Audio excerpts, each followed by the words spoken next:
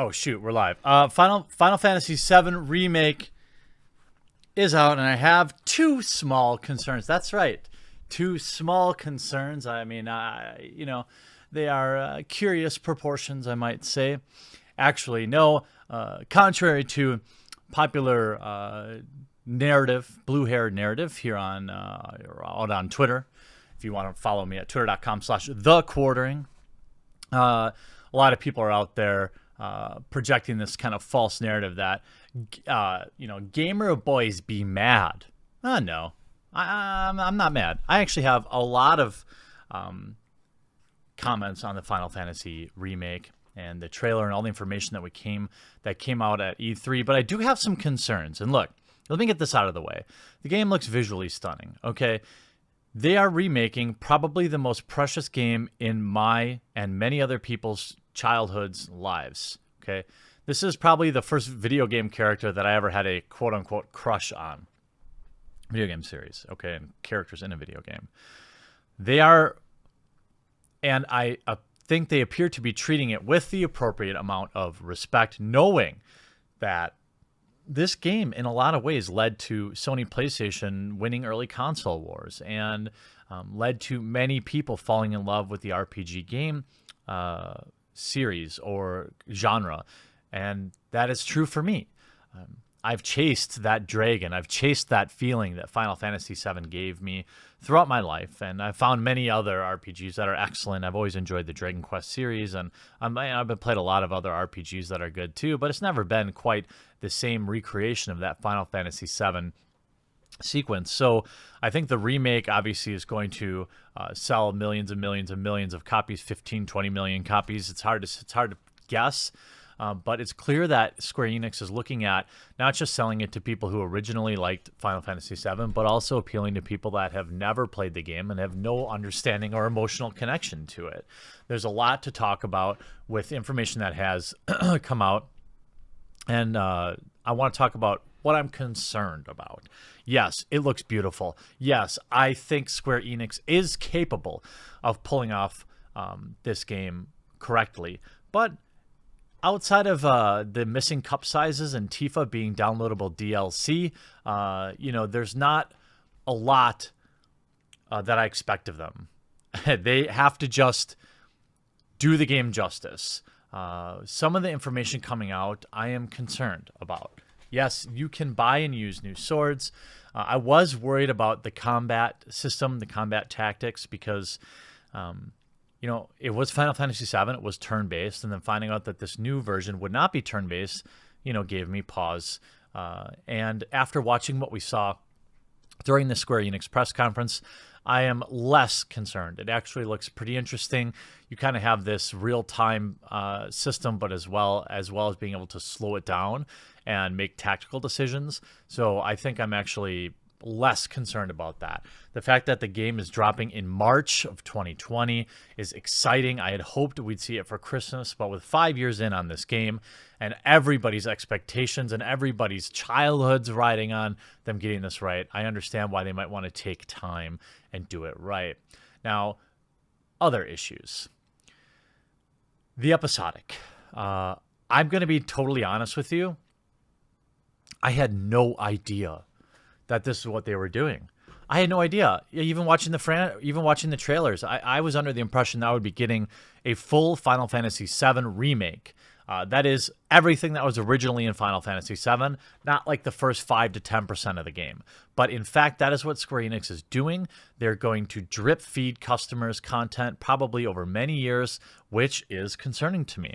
Will I be able to fight the final boss in this game in my lifetime? How many years in between new episodes will it be? What will that look like? What will the cost be? I find it extraordinarily unlikely that these additional episodes would be free. I'm going to reserve judgment until I find out, but why wouldn't you charge for that?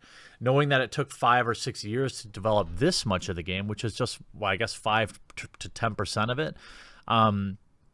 Now, I get that they're expanding, that they're making the world bigger and allowing you to explore more, and I think that's amazing because it really taps into this, the replayability, going back and saying, man, I really want to go explore some of these cities.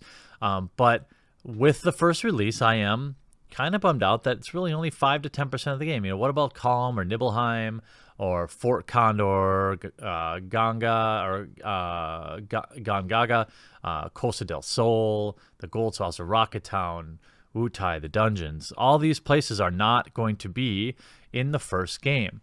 As far as I know, what it looks like is there will be 3 chapters in the game, and 1 chapter alone will be 2 full Blu-ray discs of content. That is massive. That is, 12 gigabytes, 13 gigabytes of just flat-out footage.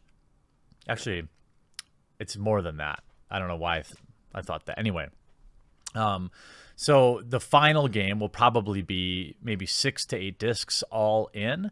But I'm wondering, okay, how long until the next one? So am I going to have one version on the PS4, one version on the PS5, one version on the PS6? Will the later versions include the previous versions? Will you have to buy the first one? What does the timeline look like? That is my first major concern. That is concern number 1. Obviously, the reintroduction of Tifa being redesigned with, as journalists are referring to, more realistically proportioned body. I don't care that much about it. I'm just glad they didn't make her look like a dude, which is what the common, nowadays, what they do to beautiful women in video games that we used to really appreciate. She still looks stunning, I think, in the remake footage. The voice acting actually sounds really good. The music, the soundtrack sounds excellent. My second concern will be what kind of microtransactions are going to be in this game. Okay, so when we look at some of the pre-order bonuses, we have obviously the Final Fantasy VII Remake. I think they could have called it something else, Final Fantasy VII Reimagined or something. But in the $80 pack, you get the Sephiroth Steelbook case, fine. Hardback art book, fine. But then you also get summons, includes a summon materia, and then you also get the summon, plus you get this summon. Oh, and Chocobo Chick. You get a Cactar and a Chocobo Chick. Will that mean it's pay to win? Probably not. But it is interesting that this is something that does affect combat, and you want to know what's going on with your pre-order, or with these type of things, what they're going to do with their pre-order bonuses. If you look at the Final Fantasy VII overall pre-order, they have that, and then they also have a monstrous $329 edition. But this, again, has an additional summon. You get Carbuncle, Cactar, and Chocobo Chick as in-game content. Now, we don't know if you can actually earn these things. I hope so. We don't know if they're going to be like OP or if they're just going to be fun little things. If they're going to be just like fun little things or like the equivalent of cosmetic only, obviously totally fine with that. But if they're like OP or you need them to do certain things, well, then we're going to have some concerns. And we've seen Square Enix put microtransactions in these type of games before. I just don't want to see anything that's too egregious. The figurine, there's a market for this. It's not me. There's a market for this. But knowing that people will be able to use, most of everything from in-game and not need anything ridiculous in terms of microtransactions, that's my only other concern. Will they, the episodicness, will they be able to deliver, as promised, all of the content? If we're only seeing 5 to 10% of the original content as it sits right now, how long will it take to get all the rest of the content? And will Square Enix continue to provide a high level of quality? What will that cost? This is a genuine concern of mine. As far as I know, 3 versions, okay. But they didn't really announce it as that. It didn't say Final Fantasy VII Remake Episode 1. They're clearly planning on monetizing this for many years, which is actually pretty genius. And to be honest with you, if I get, 40, 30, 40, 50 hours of gameplay for $60, I'm totally happy with that. If it's beautiful, if I can explore more of the Final Fantasy VII world, understand more about the lore, understand more about the characters, I'm totally fine with this if, and only if, they delivered Part 2 and Part 3 in a timely fashion and of the same high quality that we get with the first version.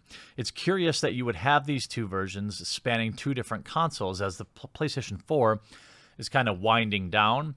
I thought they might have tried to save this You wonder if Sony was going to try to talk them into making this a launch title for the PS5. It's going to be interesting. Memories. Remember when you thought that like the machines were mini bosses? There's no PC version. Oh yeah, sorry, that's another note I took during the presentation. And I just, that's my major concern. It looks stunning.